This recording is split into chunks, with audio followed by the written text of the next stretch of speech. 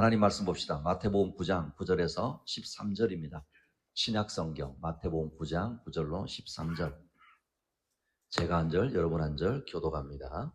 마태복음 9장 9절로 13절. 예수께서 그곳을 떠나 지나가시다가 마태라 하는 사람이 세관에 앉아있는 것을 보시고 이르시되 나를 따르라 하시니 일어나 따르니라. 예수께서 마태의 집에서 앉아 음식을 잡수실 때에 많은 세리와 죄인들이 와서 예수와 그의 제자들과 함께 앉았더니 바리새인들이 보고 그의 제자들에게 이르되 어찌하여 너희 선생은 세리와 죄인들과 함께 잡수시느냐. 예수께서 들으시고 이르시되 건강한 자에게는 의사가 쓸데없고 병든 자에게라야 쓸데있느니라. 같이 봅니다. 너희는 가서 내가 긍휼을 원하고 제사를 원하지 아니하노라 하신 뜻이 무엇인지 배우라. 나는 의인을 부르러 온 것이 아니요 죄인을 부르러 왔노라 하시니라. 아멘. 따라합니다. 하나님의 사람 마태. 하나님 사람 누구라고요? 마태예요. 마태. 우리가 세상을 이렇게 살아가면서요, 사람들에 대해서 듣는 말들이 좀 있어요. 사람들. 그 중에서 부정적인 사람들에 대한 말 몇 가지가 있어요. 혹시 이런 이야기 들어본지 모르겠어요? 검은 머리 짐승은 거두지 말아라. 이런 말 안 들어보셨는지 모르겠는데요. 그죠? 이 속담인데 검은 머리 짐승은 거두지 말아라. 왜냐하면 짐승들은요, 은혜를 입으면 반드시 보답하려고 하는데 사람은 그렇지 않더라는 거예요. 달면 삼키고 쓰면 뱉고, 그죠? 자신을 도와준 사람을 배신하기도 하고 심지어는 해를 끼치는 경우가 있기 때문에, 그래서 이런 거는 사람들에게 정을 주거나 도움을 주지 말라. 좀 부정적인 의미, 그런 게 있죠. 또 이런 말 들어보셨어요? 사람은 고쳐 쓰는 게 아주 젊은들 우리 잘 알아요. 이것도 우리 관용구인데, 사람은 천성이 바뀌지 않기 때문에 문제가 있는 사람을 계몽하고 교화하는 것은 소용이 없다, 막 이런 의미를 담고. 그러니까 주로 이거는 형사들이 많이 써요. 형사들이. 어떤 사람이 죄를 지어가지고 감옥에 갔단 말이에요. 그래서 감옥에 있다가 나오면 좀 그 사람 조금 변화돼서야 되는데 다시 돌아가는 거예요. 그래서 이제 그런 말을 하는 거예요. 또 이런 이야기 있죠. 3살 버릇. 예. 어릴 때 몸에 밴 버릇이 늙어서도 고치기 힘드니까 어쩔 수 없다. 이런 어떤 속담이에요. 그래서 어릴 때부터 나쁜 버릇이 들지 않도록 잘 가르쳐야 된다라는 그런 의미가 있는데, 근데 이제 이런 말을 들으면은 사람은 변하지 않는구나라고 하는 부정적인 생각이 더 강화된다는 거예요. 그러나 사실은요, 사람은 변하지 않는 것이 아니라 인간의 본성적인 측면, 다시 말하면 죄인으로서의 인간이 변하는 것은 쉽지 않다라는 의미로 생각하는 거예요. 죄인으로서의 인간이 쉽게 변하지 않는다라는 거예요. 그래서 성경은 사람에 대해서 말씀을 하실 때 아담의 후손으로 죄를 가지고 태어난다라는 거예요. 그러나 우리 인간은요, 자신이 살아가는 환경 속에서 다양한 요인에 의해서 변화를 경험하며 살아갑니다. 그래서 사람이 변할 수 있는 게 있는데, 그 변할 수 있는 경우가 있는데, 그것은 외부의 어떤 환경의 변화, 새로운 환경의 변화에 노출되거나 중요한 사건을 경험할 때 어떻게 될까요? 변하더라는 거예요. 그러니까 이런 경우 있죠. 갑자기 막 이사를 갔어요. 전혀 낯선 곳에. 그럼 어떻게 해요? 거기에 변화돼야 되겠죠. 또 아니면 전혀 새로운 직장에 또 가는 거예요. 그러면 그런 부분들은 새로운 사람과의 어떤 만남 같은 거, 이런 부분을 통해서 그 사람 자신도 모르게 사고방식이라든가 행동에 큰 영향을 미치는 거죠. 또 어떤 경우가 있냐면요, 특정한 경험을 통해서 성장하고 변할 수 있다는 거예요. 예를 들어보면 여러분, 사랑하게 되면 사람이 변하는 거 아세요? 사랑해 보세요. 그러니까 예를 들면 사랑하게 되면 사람이 변하더라는 거예요. 아니면 상실이나 어떤 실패를 경험하면서도 변할 수도 있고요. 반대로요, 성공의 경험을 통해서도 개인의 성격이나 행동에 영향을 미치더라는 거예요. 중요한 것 중에 하나가 사랑하는 사람의 영향을 받으면 긍정적인 변화를 경험하는 경우가 많더라는 거예요. 사랑하는 우리 한인교회 식구 여러분, 그러니 사랑하는 사람이 많아지시기를 축복합니다. 사랑하는 사람 만나면 변하는 거예요. 또요, 사람이 변하는 경우가 어떻게 하냐면 지속적인 학습과 자기 개발을 통해 변할 수 있다는 겁니다. 그러니까 새로운 지식이나 기술을 배우는 과정에서 그 사람의 사고방식이 변하고 행동에도 영향을 미칠 수 있어요. 그래서 또 어떤 경우냐면 심리학이나 자기 개발하는 책을 읽고 그 내용을 실천하게 되어지면 그 과정에서 변화를 경험하는 그런 수도 있더라는 거예요. 또한요, 사람의 어떤 심리적인 상태, 정신적인 건강도 변화에 영향을 미칠 수 있어요. 스트레스를 막 받는다든가 우울증에 사로잡히다든가 불안감 같은 그런 심리적 요인이 있잖아요. 그런 거 사로잡혀도 어떨까요? 그 사람 개인이 이렇게 변화하고 사고가 바뀌더라는 거예요. 많지는 않은데 개인의 의지와 결단이 변화에 중요한 영향을 줄 수도 있어요. 그러니까 스스로 변하고자 하는 막 강한 의지가 있을 때 자신의 행동이나 사고방식을 변화시키도록 있다는 거죠. 자, 또 어떤 경우도 있냐면요. 그 밖에는 주변 사람들과의 관계에서도 변할 수 있어요. 그러니까 여러분, 이 주변 사람의 영향을 받는 거거든요, 우리가. 긍정적인 어떤 사회의 관계는 개인을 아주 이렇게 존중감을 높여주고, 부정적인 관계는 스트레스와 불안을 증가시킬 수 있어요. 저는 우리 학영교회가 서로에게 긍정적인 변화의 효과를 줄 수 있기를 축복합니다. 그럼 여러분, 목장도 똑같은 거예요. 목장도 긍정적인 영향을 서로에게 미치고 변화시켜야 되는 것이죠. 또 어떤 부분이냐면요. 문화적인 배경도 사람의 변화에 중요한 역할을 해요. 그래서 특정한 어떤 문화에서 자란 사람은 그 문화의 가치관과 규범과 이런 것 따라서 행동하거든요. 여러분, 우리 한국 사람은 어디를 가도 한국 사람 티가 나요. 중국 사람은 어디 가도 중국 사람 티가 나고요. 일본 사람은 일본 사람 티가 난다는 거예요. 왜요? 그들이 속한 문화에 환경이 있기 때문에 그렇다라는 것이죠. 그래서 특별히 어떤 경우도 있냐면요. 이렇게 어려서 좀 젊어서 세계 여러 곳에 여행을 하는 것도 아주 중요해요. 왜냐하면 그 여행이라고 하는 경험을 통해서 그 사람의 어떤 가치관이, 세계관이 넓어질 수 있기 때문에 그렇다라는 것이죠. 자, 그런데 지금까지 제가 말한 이런 사회적이고 학문적이고 환경적인 변화는 사실은 변화라기보다는 따라합니다. 적응. 뭐라고요? 그래요. 사실은 변화라고 말하기보다는 뭐 했다는 거예요? 적응한 거예요. 적응한 거예요. 왜요? 그렇게 하지 않으면 안 되기 때문에 거기에 뭐 하는 거예요? 적응한 거예요. 그런데 변화 중에 가장 놀라운 근본적인 변화가 있는데 그게 뭐냐? 따라합니다. 중생. 중생이라고 했어요. 영어로 따라합니다. born again. 뭐라고요? born again. 그러니까 가장 변화 중에 근본적이고 극적인 변화가 있는데 이거는 바로 born again, 거듭남이라고 표현해요. 요한복음 3장에 보면 하나님 나라가 되게 궁금한 사람이 있어요. 영생에 대해서 궁금했던 사람이 있었단 말이에요. 누구냐면 니고데모라고 하는 사람이에요. 이 사람이 예수님을 찾아옵니다. 밤중에. 그때 예수님이 이 니고데모에게 하신 말씀이 뭔지 아세요? 요한복음 3장 3절에서 5절, 제가 한 절, 여러분 한 절. 예수께서 대답하여 이르시되 진실로 진실로 내게 이르노니 사람이 거듭나지 아니하면 하나님의 나라를 볼 수 없느니라. 니고데모가 이르되 사람이 늙으면 어떻게 날 수 있사옵나이까? 두 번째 모태에 들어갔다가 날 수 있사옵나이까? 예수께서 대답하시되 진실로 진실로 내게 이르노니 사람이 물과 성령으로 나지 아니하면 하나님 나라에 들어갈 수 없느니라. 여러분 보십시오. 예수님이 이 니고데모에게 아주 중요한 얘기를 하더라는 거예요. 사람이 뭐 하지 않으면 하나님 나라 갈 수 없다고요? 거듭나지 아니하면. 이게 제가 말씀드린 중생, born again이라고 하는 뜻이에요. 여러분 언제 우리 사람이 거듭날까요? 그거는 예수님을 인격적으로 자기 마음에 영접하고 성령이 그 마음에 오실 때 다시 태어나게 됩니다. 할렐루야! 이것이 성경이 말씀하는 전혀 다른 변화예요.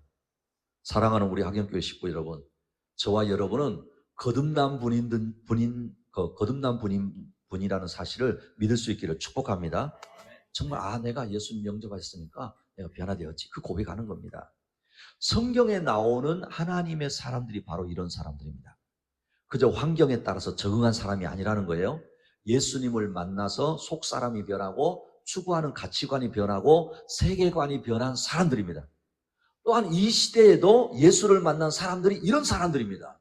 바로 오늘 주일 예배에 참여하고 있는 저와 여러분도 이런 사람들 가운데 한 사람인 줄로 믿습니다. 오늘부터 몇 주간은요, 하나님의 사람들 가운데 신약 성경에 등장하는 몇 사람을 통해서 도전과 은혜를 받으려고 합니다. 이미 신약 사람 중에서 두 사람을 제가 소개했어요. 누구였을까요? 감사합니다. 잊어버리시기를 축복합니다. 제가 이미 신약에 두 사람 소개했어요. 그렇죠. 예수님의 육신의 부모 누구요? 요셉과 마리아였어요. 오늘은 15번째로 하나님의 사람 누구요? 마태예요. 마태. 자, 마태가 어떤 사람이었는가? 출생과 환경을 한번 생각해 봅시다. 여러분, 자, 마태 하면 뭐가 생각나시나요? 세리. 오케이, 또. 마태 그럼 뭐가 생각나세요? 네, 예, 그건 아니고 또, 뭐 누가 생각나세요? 예, 보통 이제 예수님의 제자 중에 한 사람, 그죠? 그리고 아까 세리, 또 뭐냐면 마태복음을 기록한 사람이 누구예요? 그렇죠, 그렇죠, 그렇죠. 이 정도면 마태에 대해서 다 아는 거예요. 그럼 오늘 설교 마쳐도 돼요. 근데 그게 다일까? 그러나 마태를 통해서 하나님 우리에게 주시는 교훈이 있더라는 거예요. 마태에 대한 정보가 성경에 생각보다 많지는 않아요. 그런데 제가 서론에 무슨 이야기를 했었죠? 근본적인 변화가 쉽지 않다라고 말씀드렸죠. 그렇죠? 적응을 할지 모르지만 진짜 그 사람이 속사람이 바뀌는 거는 쉽지가 않다 그랬어요. 그런데 하나님은 사람을 변화시키는 분이십니다. 그것도 아주 세상밖에 모르고 세속적인 사람을 하나님의 사람으로 바꾸십니다. 그 사람이 바로 오늘 마태입니다. 그리고 그 바꾼 사람을 하나님 나라를 위해서 사용하십니다. 이렇게 변화된 사람을 통해서 하나님은 우리에게 복음의 비밀을 알게 하시고 그 사람의 인생의 목적을 주시고 그 사람을 통해서 하나님 영광을 받으시더라는 거예요. 그 대표적인 사람이 오늘 바로 마태라고 하는 거죠. 자, 디모데전서 2장 4절을 여러분 읽어보실래요? 시작. 하나님은 모든 사람이 구원을 받으며 진리를 아는 데에 이르기를 원하시느니라. 여러분, 하나님의 분명한 뜻이 있어요. 그게 뭐냐? 모든 사람이 뭘 받기를 원하세요? 그렇죠. 지금도 이 시간에도 하나님은요, 모든 사람이 예수님을 믿고 구원받기를 원하십니다. 이 은혜를 입은 사람들이 모인 곳이 교회입니다. 그리고 교회는 이 하나님의 진리를 뭐 해야 돼요? 세상에 선포해야 합니다. 자, 그러면 마태라고 하는 사람이니까 마태라고 하는 이름의 뜻이 뭔지 아세요? 여호와의 선물, 이런 뜻이에요. 좋아요, 안 좋아요? 그러니까 마태는 하나님의 선물, 이런 뜻이란 말이에요. 그러니까요, 마태도 자기 이름대로 산 거예요. 누구를 만났어요? 그렇죠, 예수를 만났어. 마가와 누가복음을 이렇게 보면 마태를 레위라고 소개를 해요. 그게 무슨 말이냐면 원래는 이름이 뭐였다는 거예요? 레위였다라는 거예요. 근데요, 마태는 사도로 부르심을 받은 후에 이름으로 보입니다. 그리고 마태는요, 자기 자신을 레위라고 하지 않고 누구라고 말해요? 마태라고 한다는 거예요. 그러니까 자기의 그 이름의 의미가 얼마나 귀한 것을 알았다는 것이죠. 마태의 가족에 대한 정보도 성경에 그렇게 많지는 않아요. 그런데 마태는 직업이 분명했어요. 뭐예요? 세리였어요, 세리. 그리고 마태는요, 헬라어를, 그 당시 때 누가 지배를 하고 있었죠? 로마가 지배를 하고 있었잖아요. 그러니까 이 헬라어를 사용할 정도였으니까 어느 정도 교육을 받았던 사람이라는 것을 알 수가 있다는 겁니다. 그리고 직업이 세리였다 보니까 마태복음을 마태가 썼거든요. 근데 직업을 속일 수가 없어요. 그래서 마태는 마태복음을 여러분 잘 보시면 직업이 뭐라고요? 세리였으니까 화폐 아시죠? 돈 종류가 많거든요. 화폐에 대한 언급을 아주 자주 합니다. 그리고 통계 수치가 정확합니다. 뭐가 잘 나타나는 거예요? 직업의 특성이 잘 나타나는 거죠. 그래서 여러분 마태복음을 여기 잘 보시면 그 당시 때 쓰였던 화폐 단위들이 나와요. 달란트, 데나리온, 세겔, 반세겔, 드라크마, 아사리온, 렙돈, 이런 것들이 다 그 당시 때 쓰였던 이 화폐 단위예요. 그래, 하나님이 사람을 쓰실 때 주시는 은사와 재능을 그대로 사용하세요. 할렐루야. 그 여러분이 하나님께서 전혀 못하는 걸 해라 이렇게 하시지 않는 거예요. 여러분이 잘하는 걸 하나님 이렇게 쓰시구나 라는 걸 볼 수 있었죠. 마태는요, 가버나움 사람입니다. 가버나움은 나사렛에서 멀리 떨어진 갈릴리 호수 여러분 들어보셨죠? 갈릴리 호수를 중심으로 여러 마을들이 존재하는데 그 나사렛에서 멀리 떨어진 갈릴리 지방의 한 고을이에요. 이 지역은 헤롯 안디바가 통치하던 지역인데 우리가 잘 아는 대로 예수님이 주로 활동하신 지역이 갈릴리였거든요. 이 갈릴리에서 제자를 부르시고 수많은 이적을 행하시고 여러 메시지를 전파하신 곳이에요. 특히 이 가버나움은 인구가 많은 밀집 지역입니다. 왜 그런가 하면 다메섹과 동방으로부터 지중해까지 연결되어 있는 큰 무역의 통로를 끼고 있던 지역이었기 때문에 그렇다는 거예요. 이 가버나움 지역이. 그러니까 가버나움 밖에 해변이 있는데 그 해변 길가에는 세관이 있었어요. 세리마태는 이곳에서 예수님의 부름을 받은 것입니다. 그러니까 여러분 이런 부분들을 보게 된다면요. 예수님이 제자를 부르실 때, 예수님이 일꾼을 부르실 때 삶의 현장에서 열심히 자기 일을 하던 사람들을 부르신다는 것을 우리가 볼 수 있어요. 그러니까 각자 자기의 자리에서 어떤 역할을 하든지 최선을 다해서 사는 게 중요한 거죠. 다른 예수님의 제자들은 가난한 사람들이었거든요. 그런데 마태는 꽤 부자였어요. 그래서 예수님의 부르심을 받고 나서 예수님을 자신의 집에 초대했죠. 그렇죠? 그때 많은 세리들이 참석한 것을 보면은요, 세리로서의 상당한 지위에 있었을 것으로 보이고 또 그 당시 세리들은 부자였어요. 그러니까 마태도 자연스럽게 어떤 사람이었어요? 부자였을 것이다 라는 것이죠. 마태는 세금을 징수하는 사람이었고 가버나움은 상업과 교통의 중심지였기 때문에 로마 사람들은요, 이 유대인의 모든 과일 나무에도 세금을 부과했어요. 그리고 우물이 있었잖아요. 우물을 가지고서 우물에도 세금을 부과했고요. 토지를 가지고 토지에도 세금을 부과했고, 가축을 키우고 있으면 가축에도 세금을 부과했어요. 그런데 이런 세금은 아주 강압적이었고요. 자신들을 지배하고 있는 로마의 이 과세였기 때문에 유대인들은 강하게 반발을 하고 있었단 말이에요. 그러니까 당시 세리는 로마의 어떤 그 정부 세금을 징수하는 업무를 하고 있었으니까 같은 유대인이지만 아주 미움의 대상이었습니다. 그래서 당시 유대인 사회에 유명한 격언이 있었는데 어떤 격언이냐면 산중에는 사나운 사자가 있고 거리에는 잔인한 세리가 있다. 이런 속담이 있을 정도. 한마디로 말하면 유대인들이지만 같은 그 유대인이 세리를 하고 있잖아요. 그래서 유대인들의 피를 팔아서 돈을 버는 매국 노였다라고 하는 그런 이야기를 들을 정도였어요. 그런 여러분, 마태는 직업이 뭐였다고요? 세리였잖아요. 그러니까 같은 동족들에게는 어떨까요? 환영을 받았을까요? 그렇지 못했어요. 그리고 세리는 당시 죄인들의 대명사였어요. 그러니까 죄인 그럼 누구요? 세리들이었어요. 자, 마태복음 9장 11절 오늘 본문 읽어보실래요? 시작. 바리새인들이 보고 그의 제자들에게 이르되 어찌하여 너희 선생은 세리와 죄인들과 함께 잡수시느냐. 그렇죠.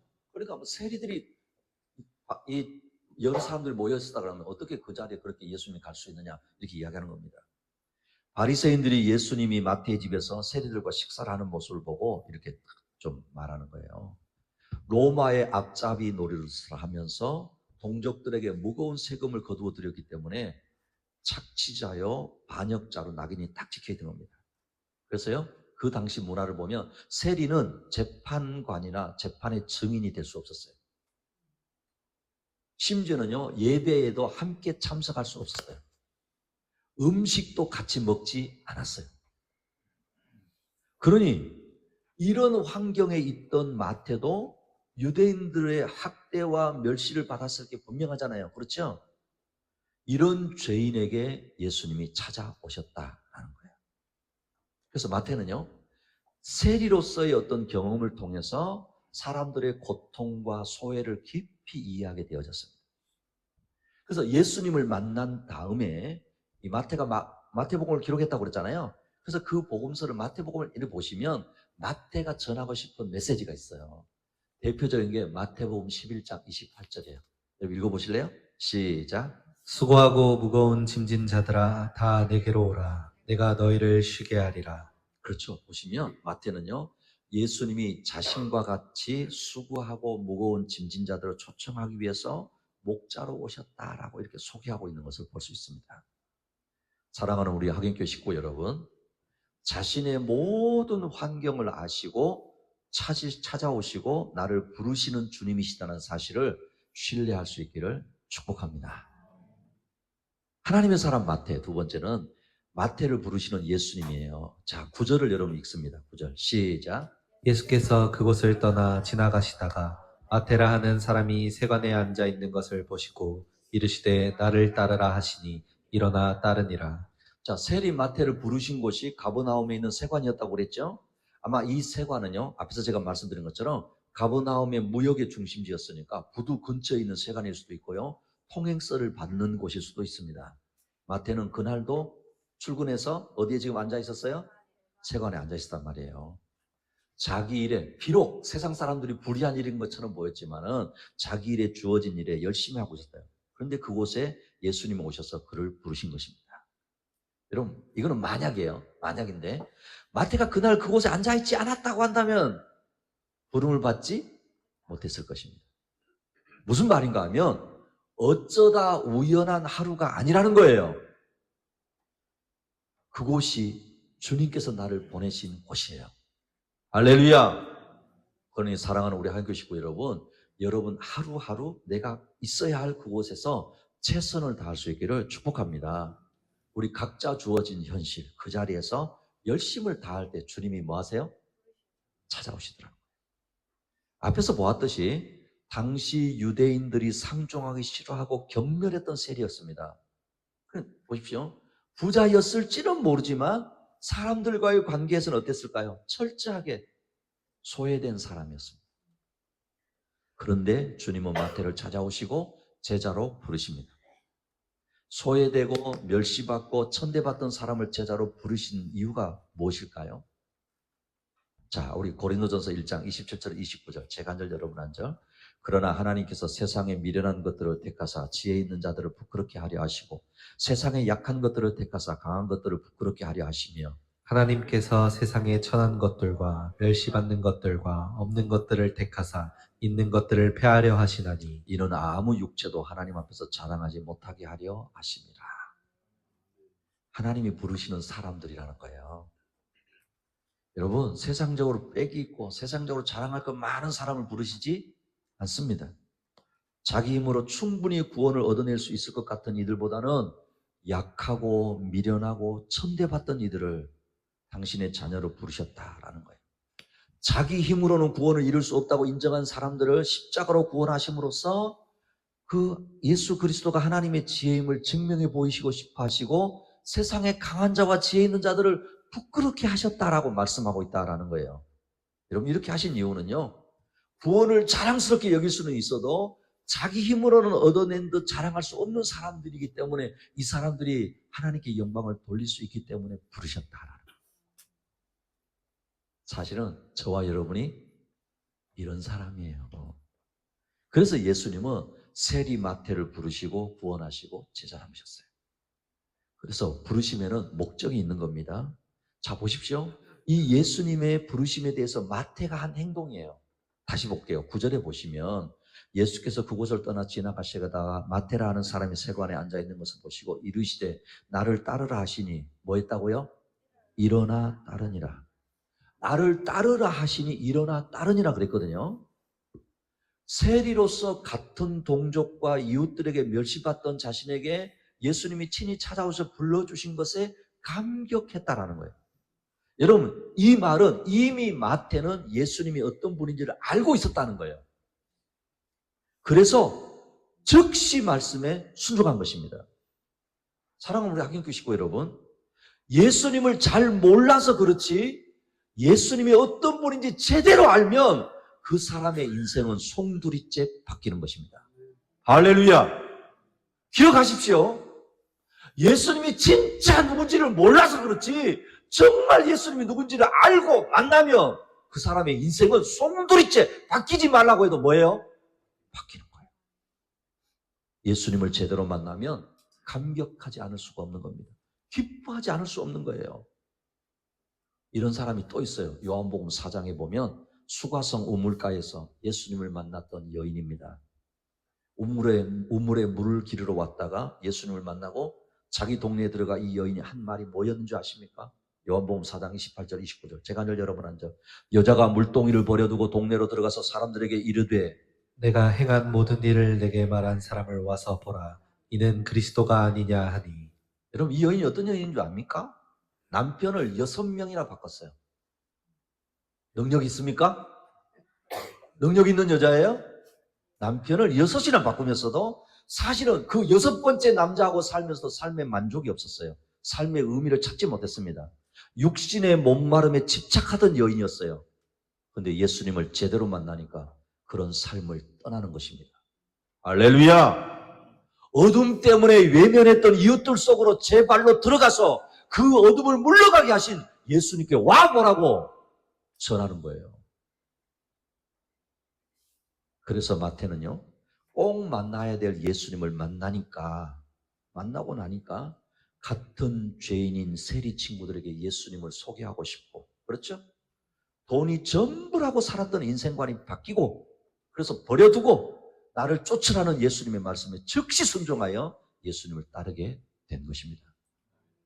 사랑하는 우리 학영교 식구 여러분, 이런 예수님이 저와 여러분을 찾아오셨습니다. 주님의 제자로 부르셨습니다. 그 부르심에 순종하여 살아갈 수 있기를 축복합니다. 하나님의 사람 마태, 마지막 세 번째. 그럼 마태가 전한 핵심 그 메시지가 뭐였을까요? 마태복음을 이제 여러분이 다시 이렇게 한번 쭉 읽어보시면 마태의 핵심 메시지가 어떤 것이었을까? 마태는요, 예수님을 직접 목격한 제자입니다. 맞지요? 여러분 보세요. 내가 직접 최강용 장로님을 아는 거하고 제 3자를 통해서 듣는 거하고 다를까요? 같을까요? 완전히 달라요. 그러니까 마태는 예수님을 직접 목격한 제자였으니까 그 제자로서 마태복음을 기록하고 있는 거예요. 그래서 이 마태는요, 주후 50년에서 70년, 조금 빠르면 40년까지도 이렇게 치는데 마태복음을 기록했습니다. 그러니 그 누구보다도 예수님의 가르침과 행적을 자세하고 체계적으로 정리해서 기록했어요. 우리가 잘 아는 대로 예수님의 가르침과 행적을 기록한 게 복음서죠? 그죠? 자, 마태, 마가, 누가, 요한복음이잖아요. 그 중에 가장 먼저 기록된 복음서가 마태복음입니다. 각 복음서마다 기록의 목적이 달라요. 사실 모두에게 예수님을 소개하는 것은 분명한데 그 기록 목적이 약간 다릅니다. 따라합니다. 마태는 유대인들에게, 마가는 로마인들에게, 누가는 이방인들에게 예수님을 소개하고 있는 거예요. 그러니까 관점이 달라요. 모두가 다 예수님을 소개하고 있지만 그 당시 정황과 상황과 환경을 보니까 그런 부분이 있더란 말이에요. 요한복음은 모든 인류에게 하나님이신 예수님을 소개하고 싶어서 기록된 거예요. 그래서 오늘 보고 있는 마태는 예수님이 다윗의 자손이자 오랫동안 기다려온 메시아다라는 것을 강조합니다. 왜? 유대인들에게 예수님을 소개하고 싶어 하거든요. 자, 마태복음 1장 1절 너무너무 잘 알죠? 시작. 아브라함과 다윗의 자손 예수 그리스도의 계보라. 자, 여러분, 저와 여러분이 지금은 예수 믿으니까 아브라함 그럼 와 믿음의 조상 이러지만 사실 여러분 생각해 보세요. 우리가 전혀 성경을 모르는 사람이다. 아브라함, 다윗 알아요? 몰라요. 외국인 붙잡고 세종대왕 아세요? 물어보세요. 알까요? 잘 몰라요. 이순신 장군 아세요? 그럼 안다 할까요? 모른다니까요.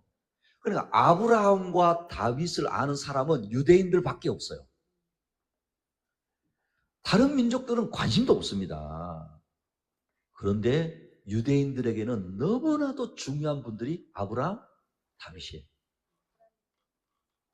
특히 하나님의 구원의 역사를 이루는 일에 있어서 아브라함은 믿음의 조상이고 이들을 구원하기 위해 오시는 영원한 왕으로서의 메시아, 그 예수님은 누구의 후손으로 오신다고요? 다윗의 후손으로 오신다고 구약에 예언되어 있잖아요. 그러니까 유대인들에게는 너무너무 중요한 분들이라는 거예요. 그래서 유대인들은요, 자신의 나라가 망하고 비록 로마의 지배 아래 있지만은 자신들을 구원할 메시아, 그 왕이 다윗의 후손으로 오신다는 것을 기대했다는 거예요.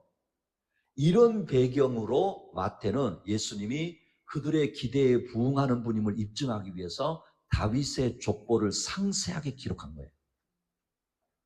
예수님의 출생과 생애를 통해서 그가 바로 구약에서 예언된 메시아임을 명확하게 이를 통해서 읽는 그 유대인들에게 믿음의 확신을 주고 싶어서 기록했다라는 걸 볼 수 있습니다. 그래서 마태복음은요, 예수님의 생애와 사역에 대해서 구약의 예언의 성취라는 것을 강조합니다.